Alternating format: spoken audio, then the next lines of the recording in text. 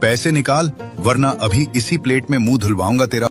सेठ जी, बस 2 दिन की बात है, फसल आते ही आपके सारे पैसे चुका दूंगा। करी बहुत स्वाद बनी है, बस इसी वजह से आता हूँ। स्वाद की बातें अपनी जेब से कर, यहाँ स्वाद नहीं सिक्कों की खनक चलती है। निकाल पैसे, नहीं तो इस मछली के कांटे तेरे गले में फंसा दूंगा। भोलू और कल्लू सेठ के 2 नौकर पास ही खड़े होकर जोर जोर से हंस रहे हैं। भोलू अपनी तोंद हिला रहा है और कल्लू अपनी छोटी आंखों से सबको घूर रहा है। सेठ जी, गणपत तो हमेशा यही कहता है, इसकी फसल तो शायद अगले जन्म में आएगी। सही कहा भोलू, इसे तो मछली की करी नहीं, बस पानी पिलाकर बाहर निकाल देना चाहिए। गांव वाले आपस में फुसफुसा रहे हैं। कोई कह रहा है कि खाना तो अच्छा है, पर सेठ का व्यवहार जहर है, तो कोई कह रहा है कि विकल्प ही क्या है। पूरे गांव में यही एक जगह है। उसी गांव के एक कोने में, जहां सन्नाटा और गरीबी का बसेरा है, वहां रहता है बंसी, एक ऐसा लड़का जिसकी आंखों में सपने तो बहुत हैं, लेकिन जेब खाली है। उसका घर मिट्टी का है, जिसकी छत से बारिश में पानी टपकता है। बंसी अपने दादाजी और दादी जी के साथ रहता है। दादाजी, क्या हमारी किस्मत में हमेशा यही लिखा है? सुबह से शाम तक मेहनत करता हूँ, लेकिन फिर भी रात को पेट खाली ही रहता है। बेटा, गरीबी केवल पैसों की कमी नहीं होती। असली गरीबी तो तब होती है जब इंसान हिम्मत हार जाए। तू जवान है, तेरे पास सोचने की शक्ति है। सोचने की शक्ति का क्या करूं दादाजी? न मेरे पास जमीन है, न कोई बड़ी डिग्री। इस गांव में तो सेठ लाला का राज चलता है। वो अमीरों की चापलूसी करता है और हम जैसे गरीबों को कीड़े मकोड़े समझता है। मुझे बस इतना चाहिए कि मैं आप दोनों को एक अच्छा जीवन दे सकूं। मेरा बच्चा बहुत भावुक है। देख बंसी, पढ़ाई लिखाई सबको नहीं मिलती, लेकिन हुनर हर किसी के पास होता है। तू खाना बहुत अच्छा बनाता है। मुझे याद है, जब तू छोटा था तब से ही तेरे हाथों में जादू है। दादी, वो तो बस आपका प्यार है, पर इस गांव में खाना कौन खिलाएगा? यहाँ तो सेठ लाला ने पूरे बाजार पर कब्जा कर रखा है। कोई नया ढाबा खोलने की हिम्मत ही नहीं करता। हिम्मत वही करता है जिसके पास खोने के लिए कुछ ना हो और पाने के लिए पूरा संसार हो।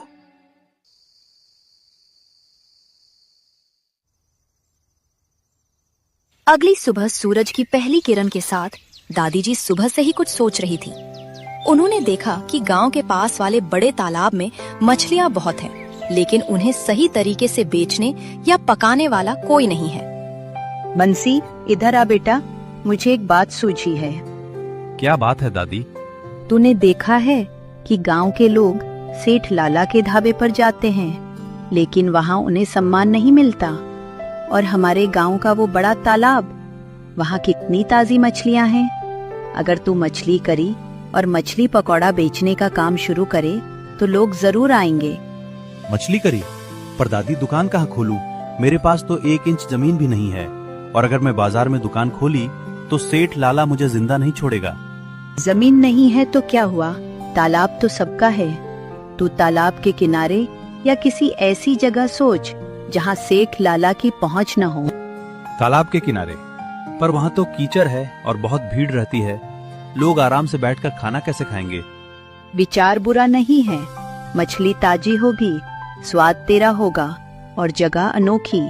बस तुझे कुछ अलग करना होगा। बंसी ने सोचा कि शायद सेठ लाला के ढाबे के पास एक छोटा सा कोना मिल जाए, जहां वह अपनी छोटी सी दुकान लगा सके। वह अपनी उम्मीदें लेकर सेठ लाला के पास गया। उसे लगा कि शायद इंसानियत अभी जिंदा होगी। सेठ जी प्रणाम, मैं बंसी हूँ, इसी गांव का लड़का। मुझे आपसे एक छोटी सी विनती करनी थी। कौन है तू और मेरी दुकान के सामने खड़ा होकर मेरा समय क्यों बर्बाद कर रहा है? देख नहीं रहा कि ग्राहक आ रहे हैं? सेठ जी, मैं मछली पकौड़ा और करी बेचना चाहता हूँ। आपके ढाबे के बगल में थोड़ी खाली जगह है। अगर आप मुझे वहाँ एक छोटी सी जगह दे दें तो मैं आपको उसका किराया दे दूंगा। क्या तू, एक फटे हाल लड़का, मेरे आलीशान ढाबे के बगल में दुकान खोलेगा? अरे ओ भोलू, कल्लू, सुना तुमने? इस भिखारी को देखो, इसे लगता है कि ये मेरे बराबर खड़ा हो सकता है। सेठ जी, लगता है इसे मछली करी नहीं, दिमाग की करी खानी चाहिए। हाँ सेठ जी, इसकी औकात तो बस नाली साफ करने की है, और ये यहाँ दुकान मांग रहा है। सेठ जी, मैं बस मेहनत करना चाहता हूँ। मैं आपके काम में बाधा नहीं डालूंगा। निकल यहाँ से, अपनी औकात मत भूल। अगर दोबारा मेरी नजरों के सामने आया तो तुझे इस तालाब में डुबो दूंगा। चल भाग यहाँ से, गंदा मत कर मेरा रास्ता। बंसी पूरी तरह से शर्मिंदा हो जाता है।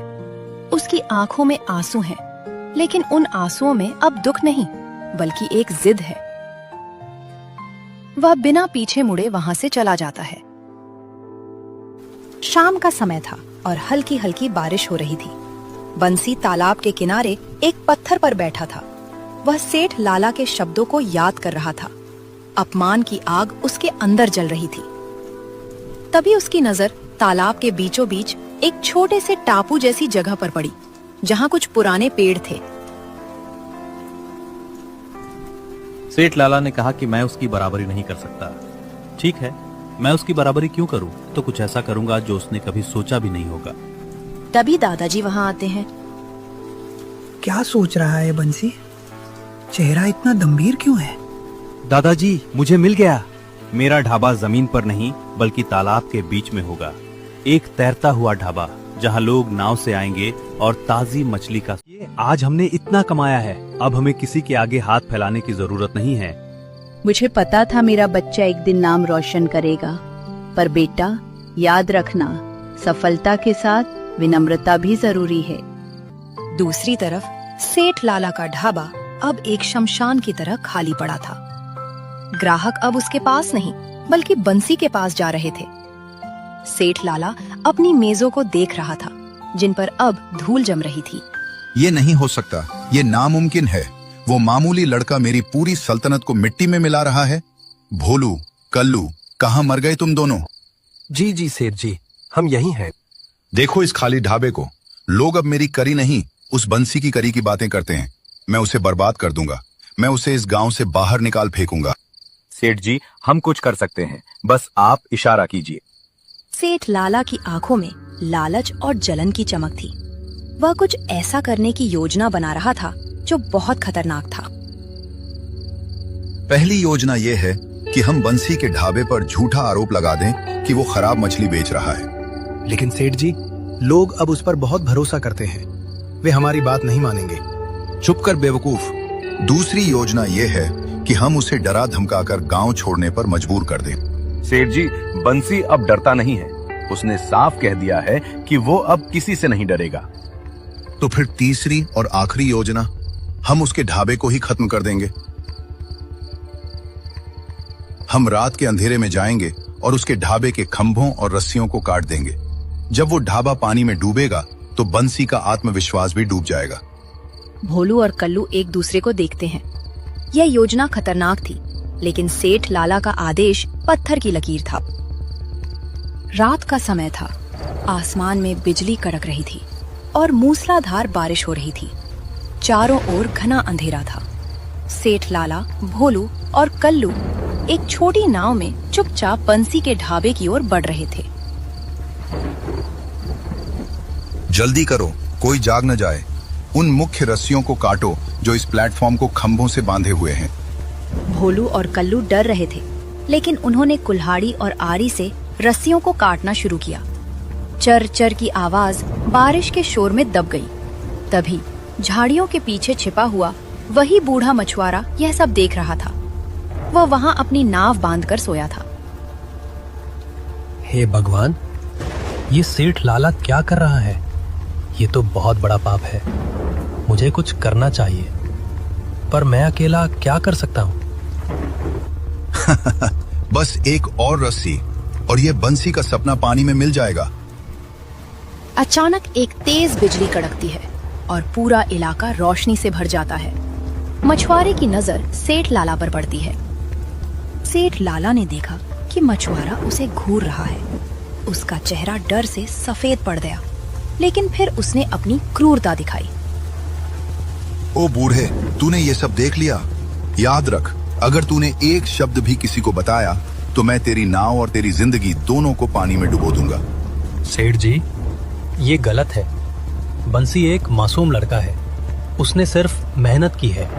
यहाँ नैतिकता नहीं, ताकत चलती है। चुपचाप अपनी नाव लेकर यहाँ से निकल जा, वरना तेरा अंजाम बहुत बुरा होगा। मछुआरा डर के मारे चुप हो जाता है। सेठ लाला और उसके नौकर नाव लेकर तेजी से वहां से निकल जाते हैं। जैसे ही सेठ लाला गया, बारिश और तेज हो गई, हवाएं चलने लगीं। एक के बाद एक सारी लकड़ियां टूटने लगीं। वह सुंदर तैरता हुआ ढाबा, जिसे बंसी ने अपने खून पसीने से बनाया था, धीरे धीरे पानी में समाने लगा। बर्तन, मेज, कुर्सियां और बंसी के सारे सपने लहरों में बिखर गए।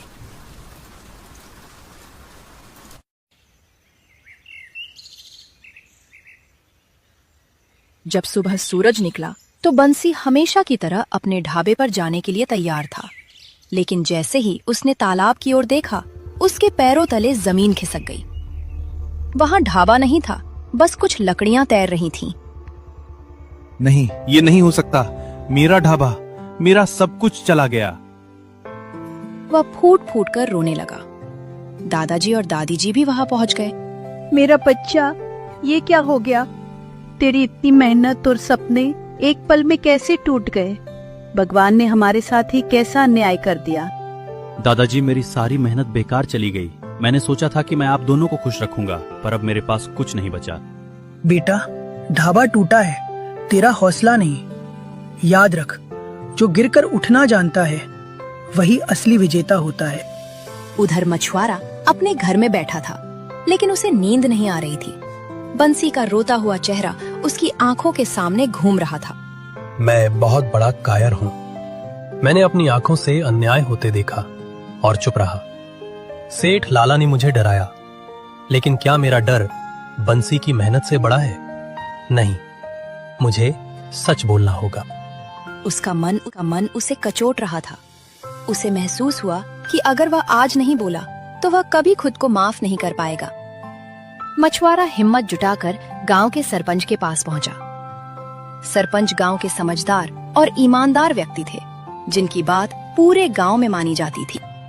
सरपंच जी, मुझे आपसे एक बहुत जरूरी बात कहनी है।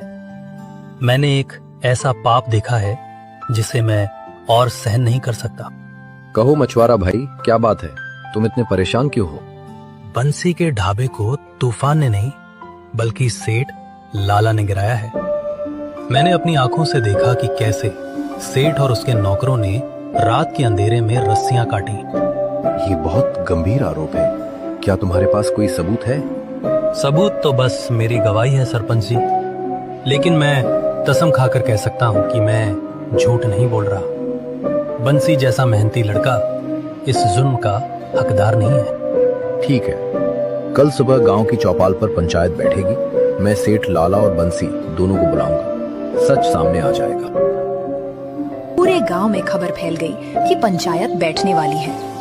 बंसी, दादाजी, दादी जी, सेठ लाला, उसके नौकर और पूरा गांव वहां मौजूद था। माहौल में बहुत तनाव था। आज हम यहाँ एक बहुत ही दुखद घटना पर चर्चा करने के लिए इकट्ठा हुए हैं। बंसी का ढाबा गिर गया, जिसे हम सब ने एक दुर्घटना माना था, लेकिन मछुआरा भाई का दावा है कि ये साजिश सेठ की थी। सरपंच जी, ये बूढ़ा पागल हो गया है। मैं भला उस मामूली लड़के के ढाबे को क्यों गिराऊंगा? मुझे तो उसकी बर्बादी देखकर खुशी ही मिल रही थी। मुझे मेहनत करने की क्या जरूरत थी? हाँ सरपंच जी, हम तो उस रात अपने घर में सो रहे थे। ये मछुआरा झूठ बोल रहा है। बंसी चुपचाप खड़ा था। उसकी आंखें सूजी हुई थीं। जब सरपंच ने उसे बोलने को कहा तो उसकी आवाज कांप रही थी। सरपंच जी, मुझे नहीं पता कि ये सब कैसे हुआ। मुझे बस इतना पता है कि मैंने अपनी जिंदगी की सारी जमा पूंजी और सारी रातें उस ढाबे को बनाने में लगा दी थी। मैंने कभी किसी का बुरा नहीं चाहा। मैं बस अपने दादा दादी को एक अच्छा जीवन देना चाहता था। तभी मछुआरा आगे आया। उसने सेठ लाला की आंखों में आंखें डालकर बात की।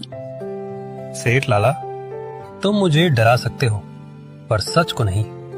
मैंने देखा था कि कैसे तुमने कुल्हाड़ी से रस्सियां काटी थी। मैंने देखा था कि कैसे तुम अपनी नाव में बैठकर उस तबाही को देख रहे थे और मुस्कुरा रहे थे। ये झूठ है, ये सब झूठ है। तभी भोलू और कल्लू एक दूसरे को देखने लगे। भोलू, जो स्वभाव से डरपोक था, वह अचानक चिल्ला पड़ा। मुझे माफ कर दीजिए सरपंच जी, मुझे माफ कर दीजिए। सेठ जी ने हमें मजबूर किया था। उन्होंने कहा था कि अगर हमने रस्सियां नहीं काटी तो वो हमारी नौकरी छीन लेंगे और हमें गांव से बाहर निकाल देंगे। हमने सब किया, हमने ही रस्सियां काटी थी। पूरा गांव सन्न रह गया। सेठ लाला का चेहरा सफेद पड़ गया। वह अब कुछ नहीं बोल पा रहा था। शर्म आनी चाहिए तुम्हें सेठ, एक गरीब बच्चे के सपनों को तोड़ दिया। तुम इंसान नहीं जानवर हो। तुम्हारा घमंड आज टूट गया। मुझे माफ कर दो, मुझे जलन हो रही थी, मैंने होश खो दिया था। सरपंच जी, मुझे सजा मत दीजिए। सजा तो तुम्हें मिलेगी सेठ लाला, लेकिन सबसे बड़ी सजा ये है कि अब इस गांव में कोई भी तुम्हारे ढाबे पर कदम नहीं रखेगा। और पंचायत की तरफ से यह फैसला लिया जाता है कि सेठ लाला के ढाबे के ठीक सामने बंसी के लिए एक नया ढाबा बनवाया जाएगा, ताकि वो वहां अपनी मछली की सब्जी और मछली के पकौड़े बेचकर सम्मान के साथ अपना जीवन चला सके। साथ ही तुम्हारे इस अपराध की जानकारी पुलिस को दी जाएगी और अब तुम्हें पुलिस के हवाले किया जाएगा। तुम्हारे किए गए गलत कामों की सजा कानून तय करेगा।